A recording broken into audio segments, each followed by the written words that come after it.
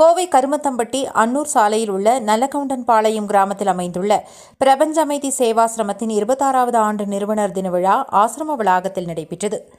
நிகழ்ச்சியை அரசு அலுவலர்கள், நன்கொடையாளர்கள், பிரபஞ்ச அமைதி ஆசிரமத்தின் நிறுவனர் மற்றும் நிர்வாக அருங்காவலர் குருஜி சிவாத்மா குத்துவிளக்கு ஏற்றி தொடங்கி வைத்தார்.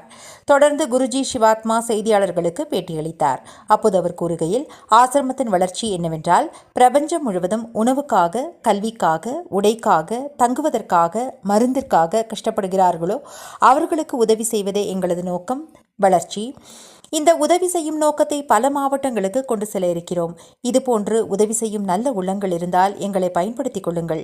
உங்கள் பகுதியிலேயே உங்கள் தலைமையின் கீழ் இந்த சேவைகளை செய்ய தயாராக இருக்கிறோம். மேலும் பல வகையிலும் உதவி செய்து வரும் அரசாங்கத்திற்கு நன்றி கூறுகிறோம்.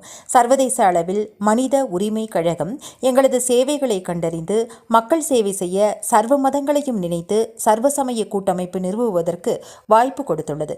அதேபோல மாற்றுத்திறனாளிகள் கூட்டமைப்பு, திருநங்கைகள் கூட்டமைப்பு, பிற்படுத்தப்பட்டோர் மற்றும் மலைவாழ் மக்கள் கூட்டமைப்பு, இதுபோன்ற அனைத்து தன்னார்வ தொண்டு நிறுவனங்களையும் இணைக்கும் கூட்டமைப்பு மூலமாக சர்வதேசத்திற்கும் உதவும் வாய்ப்பை எங்களுக்கு தந்துள்ளார்கள் என்றார்.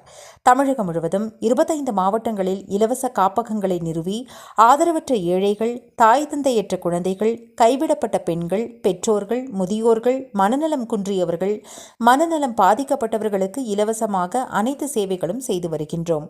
உலகம் முழுவதும் இலவச சேவை மையங்கள் உருவாக்கப்பட்டு வருகின்றன.